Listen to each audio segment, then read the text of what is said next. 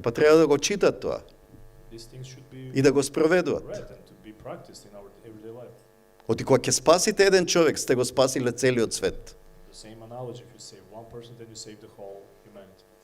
Кога сте последен говорник, имате ризик да се повторувате, да сумирате или да провоцирате. When you're the last speaker of the event, you have your opportunity. It is to summarize or maybe to provoke also.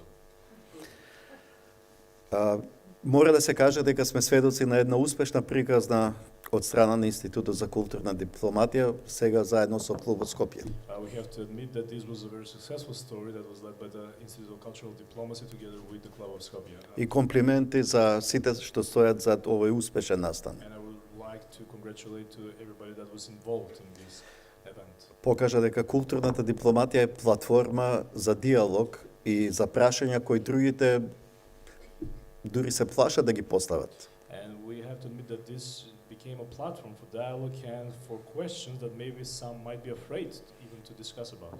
Кога пред 6 месеци разговаравме дека може да се разговара за израелско-палестинскиот конфликт, многу беа сомнителни. 6 months ago, during Ohrid, when we discussed about the Berlin Initiative and the successful outcome of that, many people were skeptical indeed. Но еве се покажа дека за се има решение ако има диалог. But as we can see now, there is a solution for everything if there is a dialogue before. Диалогот е основа за менување на состојбите. The dialogue is the only way how to change the paradigms. Свесни сме дека во последно време токму тој диалог ја враќа дипломатијата на сцена на меѓународната политика. And because of this dialogue, we are witnessing that because of it, we are bringing diplomacy back in world politics. Но враќање на дипломатијата ја враќа и улогата на географијата. But this revival of diplomacy also is creating another way, which is the revival of geography. Целиот 20 век сите мировни процеси, демократски дипломатски иницијативи, дипломатски акции беа во Европа. Женева, Виена, Осло. During the 20th century, all these diplomatical efforts, all these political issues, all these political gatherings, basically they were all located and centralized in Europe, from Geneva to Vienna and also in other places. Каде се водат сега преговорите? But the question is, where are now, what are the hot spots now where all these dialogues are being conducted? Ријад, Истанбул, Астана. Европа го изгуби тоа што го имаше стекнато како капитал, да биде местот каде се продуцира мир и се создава иднина за мирот. Europe basically lost this power to generate all this idea that would eventually lead to peace and stability. Но не само Европа. Сите институции и организации создадени од победниците на Втора светска војна веќе чувствуваат немоќ. But not only Europe, also all the other international organizations, institutions that were built and created after the Second World War, now we can say that they are weary. Се чувствуваат истрошени, без енергија, без сила да понудат решенија. There is a lack of energy in order for them to propose solutions. Дури слушаме дека има иницијатива Америка да ги напушти Обединетите нации. Even as we mentioned, there is an initiative that is being spoken now for the United States to leave the United Nations. Потоа следува напуштање на Светска банка, Меѓународен монетарен фонд, напуштање на НАТО. That might lead for them to leave other organizations as the World Bank, International Monetary Fund, and etc. И што не чека? And what will be the outcome? Џунгла. It will be a jungle. Во џунгла, знаете, посилниот е тој што воспоставува ред. And in these conditions of the jungle, the one that is more powerful will be the one who will conduct the order. Сите идеи што беа резултат на победниците од Втора светска војна, све што беше доминација на Западот, веќе исчезнува. All that ideas that emerged in Europe, all the ideas that emerged as the domination of the West, of the political West, now they're somehow disappearing. Меѓународно право, кој го почитува?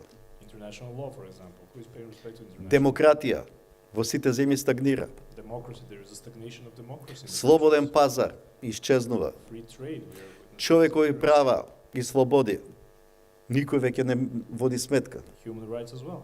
Се што беше одлика на тоа што беше Западот, веќе во фаза на исчезнување или губење на моќта да мотивира млади луѓе да се борат за тоа.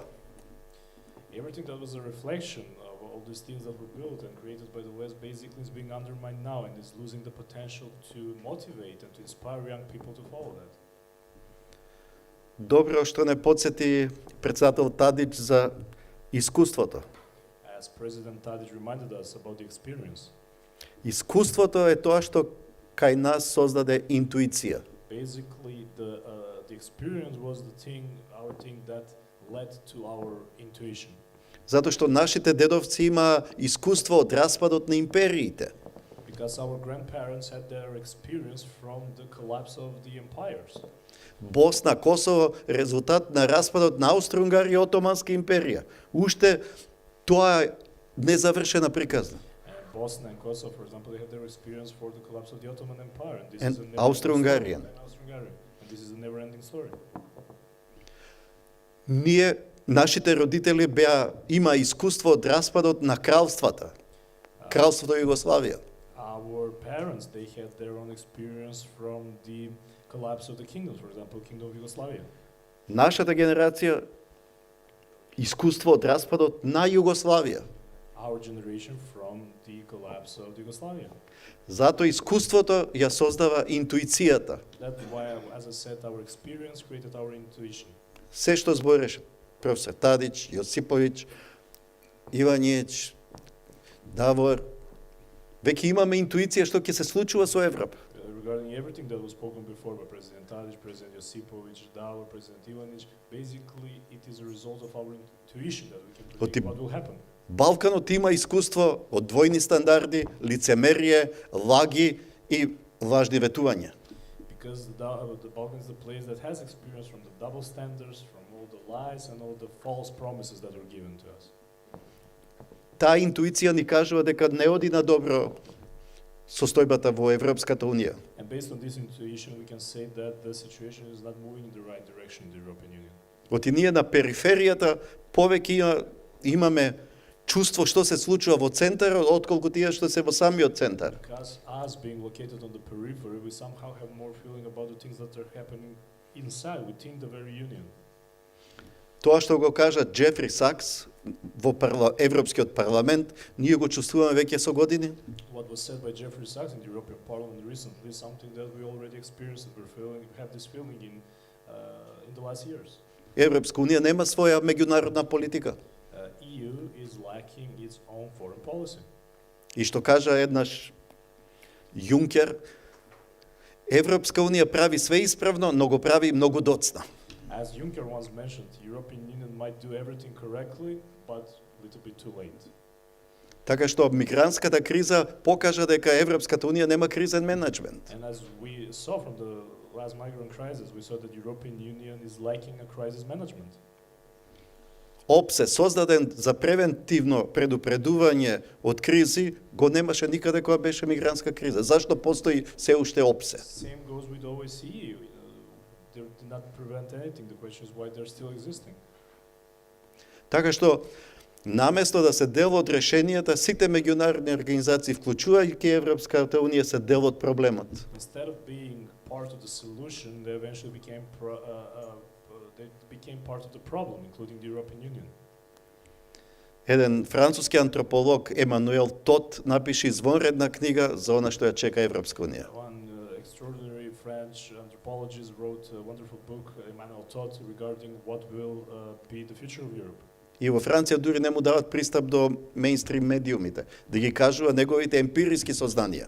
Even you cannot find any of his writings and articles in the French media because of reasons, but however the base of his own research is based on empirical researches.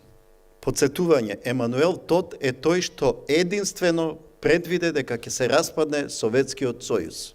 Just as a reminder, Emmanuel Todt was the only scholar that predicted and basically that gave us the analysis that showed that the Soviet Union will collapse. Истата емпирија ја користи за Европската Унија и за Западот. Истиот метод и сознанијата се исти. And And the same empirical approach, the same method he is using now in his analysis and research to show about, to give us example as for the future of the European Union. Тргнува од бројот на новородени, колку умираат од новородените деца. He is basically starting with demography, how many children are being born. Колку луѓе умират од алкохолизам и од пороци. All this data regarding how many people are dying in Europe based on vices, based on alcoholism. Колку се социјалните разлики What are the social cleavages и колкава е социјалната кохезија. and what is the amount of the social cohesion? Западот ја изгуби социјалната кохезија. The West has lost its own social cohesion. Самиот Емануел Тот кажува, Западот имаше два тврди столба на кои обстојуваше: протестантската етика и суверенизмот. As he said, the West, as Emmanuel Todd said, the West has its own very, very firm pillars: the Protestant work ethics and the sovereignty. Протестантската религија, верување и вредности исчезна, ги нема. We're witnessing like the decrease of all these Protestant values and beliefs in Europe now. Суверенизмот исчезнува. Same goes with sovereignty. There is an undermining of sovereignty. Но требаше да се случи ковид, да се случи Украина, да луѓето почнат да размислуваат дека треба да се го вратат суверенитетот. And what we witness after COVID, after Ukraine, that is the process how people are foreseeing now the importance of sovereignty and trying, to bring the sovereignty back to them. И суверенистите сега се најголема опасност за тие што сметат дека се либерали, глобалисти, космополити. And now somehow sovereignties became the biggest threat to the ones that are claiming themselves as a globalists. И се натапет. И сета вина е кон суверенисти кои промовираат популизам, промовираат традиционални вредности, промовираат враќање кон социјалната кохезија на секоја земја. And now they're being targeted, and all the attacks are being towards them, how they spread populism, and how they're speaking about this tradition aspect of everyday life, and also about the bringing back of the social cohesion. Така што ако користиме методологија на првиот човек што измислил социологијата, а тоа е арапскиот филозоф Ибн Халдун, тој вели нема ли социјална кохезија, тој е именело како асабија. Ќе дојде друга посилна асабија која ќе го освои местото на претходната социјална кохезија. Тоа се случува со племињата, со фамилиите, со државите, со цивилизациите. So as the methodology for some are considering him as the first sociologist, Ibn Khaldun was referring, and he tried to explain what is the social cohesion explained through this term of asabia. He said that if a dominant power loses its own asabia or the social cohesion, another more powerful social cohesion will come and it will use and fulfill the place or the vacuum that was created by the previous superpower that lost its own cohesion, social cohesion. Ибн Халдун бил инспирација за Тојнби, да каже дека сите цивилизации што дошле на планетава даден момент исчезнувале.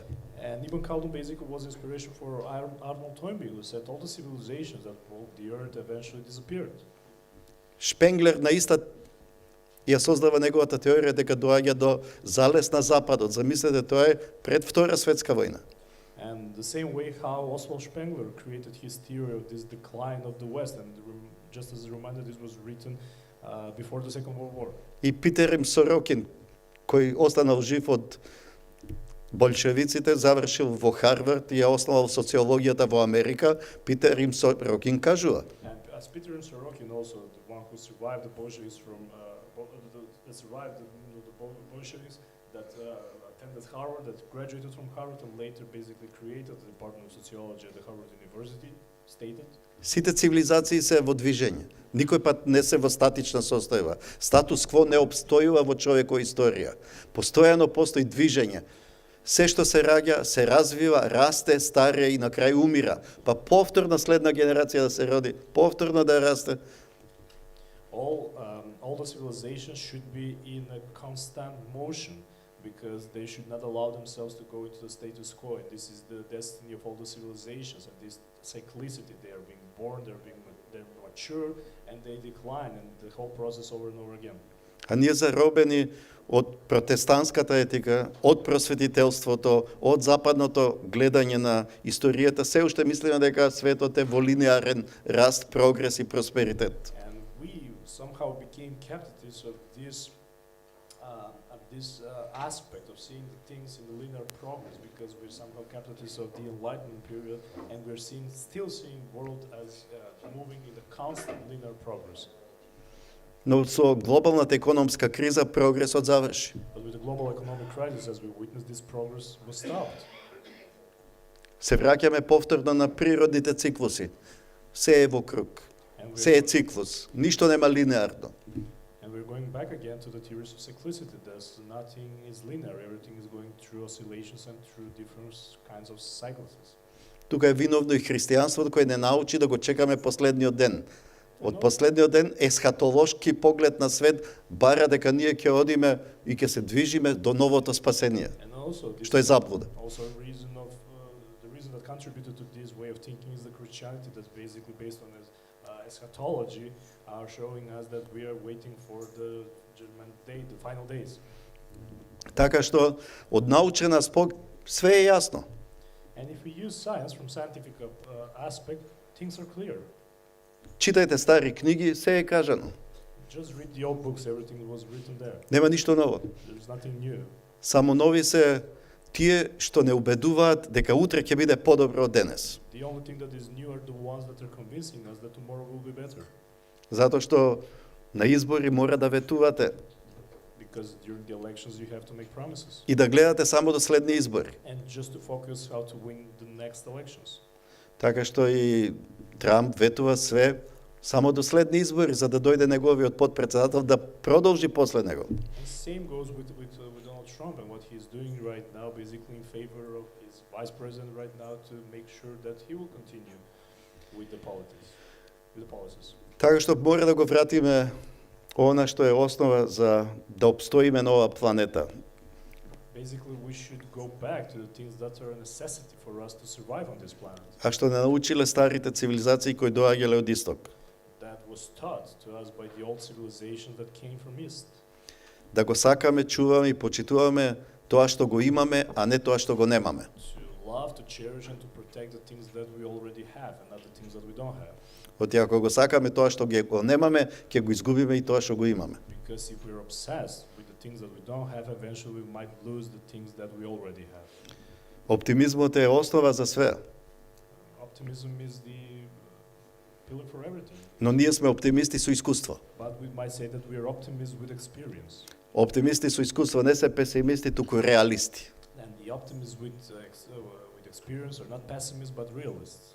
И реалистите ја согледуваат состојбата каква што е. And the realists are seeing the whole situation as И it доаѓаат во is. конфликт тие што сонуваат. And this comes within a conflict with the ones that are, let's say, dreamers.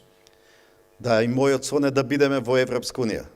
As my dream is to be part of the European Union. Но реализмот ми кажува дека ќе бидеме членка на Европска унија. My realism is saying that we might be a member of the European Union, Но кога Турција ќе председава со Европска унија. but only when Turkey will take over the presidency with you. Благодарам. Thank you. Турција беше заборавена, ама Турција е во Лондон. Turkey на might be состанок. forgotten, but as you can see, now Turkey attended the meeting in London. Во Париз беа 12 членки на Европска унија. In Paris, there are only 12. Во Лондон 18, In London, 18, меѓу нив и Турција. including Turkey. А зашто Турција не е во Европска унија кога е мостот меѓу Европа со Азија, Блискиот Исток, Кавказ, Северна Африка? And why Turkey is not part of the Union? Because this is the bridge. This is the bridge with the Middle East, with the rest of the world. Значи треба да сте како Велика Британија да излезете од Европска унија, па да ги сватите грешките што сте ги правиле кога сте биле внатре во Европска Probably унија. following the experience of Great Britain, you should get out of the club in order to realize all the mistakes that you did while you were inside. Но ние сме од сега како поранешни председатели и политичари посветени на културна дипломатија. And as a former head of states, in particular, we are dedicated to the role of the cultural И можеме да зборуваме за тоа што е од корис за сите, не само за нашите избирачи. And now we should basically focus on the things that will lead to a common good, not only for the voters of our И countries. како што зборувавме искрено и отворено за израелско-палестинскиот конфликт, се надевам еден ден ќе збориме и за руско-украинскиот конфликт. As we were able now to discuss honestly about the Berlin Initiative and the solutions for the Israel-Palestinian conflict, I hope that one day we'll speak in the same manner, in the same way for Ukrainian-Russian conflict. За сите конфликти мора да се разговара. Because for all of the conflicts, we need to start with a discussion. We need to create dialogue. Оти мирот не е во документите донесени од победници на Втора светска војна. Because the peace is not only within the documents that were brought to us by the winners of the Second World War. Мирот е во нашиот ум. Basically, the peace is within ourselves and our. Кога ќе се помириме самите со себе дека живееме во свет кој е вон контрола, ќе почнеме да размислуваме за мирот околу нас. We make a peace with ourselves that this is a runaway world, basically, then we can start to speak about the peace outside. И тоа што е напишано во светите книги. And the things that were once written in the holy books. Самиот Куран вели, кога убивате еден човек, сте губиле целиот свет. And as in the Quran, it was said, if you kill one man, you kill the whole mankind. Па треба да го читат тоа These things should be и да го спроведуват. read and to be practiced in our everyday life. Оти кога ќе спасите еден човек, сте го спасиле целиот свет. The same analogy, if you save one person, then you save the whole humanity. И тоа треба да се практикува. And we should practice this. Затоа што тоа останало као порака за сите идни поколенија. Because this was left to us as a message to all the other generations that will follow. Оти извира од природните закони. Because it's based on the natural laws. А природните закони велат се што е создадено од Бога може да биде земено само од Бога, не од нас. Because everything that was created by God can only be taken away only from God. Можност за повторно враќање на моќта на духовноста која исчезна од нашите општества. Празни се нашите општества, посебно Западот. Ја изгуби својата духовност, спиритуалност, изгуби да размислува тоа што е душа. Од This vacuum basically is a chance, an opportunity for us to bring spirituality again back in our lives, something that we lost in our societies, in Western societies, and also to speak about the importance of our souls. Оти на Запад, посебно англискиот јазик, кога ќе се изгуби човек, велат се изгуби едно тело. Usually using the English language, when you say that somebody is being lost, usually they're referring to his body. А ние велиме се изгуби една душа. And we're saying we lost a soul, not a body. Да си ја вратиме душата. So let's bring our soul back. И културната дипломатија да продолжи да биде платформа за диалог, за продуховеност, подсетување на она што не држи нас се уште луѓето да бидеме обединети и да размислуваме за подобро утре. And the cultural diplomacy as a witness should be a platform that will keep together with the spirituality, that will keep together with the idea to create dialogue and all of the things that can lead to a better tomorrow. Оти секој ден ние јадеме храна за да го нахраниме нашето тело. Because we need food for our body. Но нас ни треба и храна за нашата душа. But we also need food for our souls. А тоа е културата. And that's the culture. Да конзумираме повеќе култура, Let's consume more да слушаме повеќе музика, да читаме повеќе книги, and read more books. да гледаме драмски остварувања и да се продуховиме, бидејќи овој брз свет видовме кај завршува. Because we saw what happened to this fast moving world. Fast food creates fast life. Everything is fast, fast, fast, fast. And one day we will disappear. But now it's chance to know slow food. Please coming in Macedonia in the next forum of culture diplomacy and feel the power of the real food, real wine, song, culture and spirit. Thank you.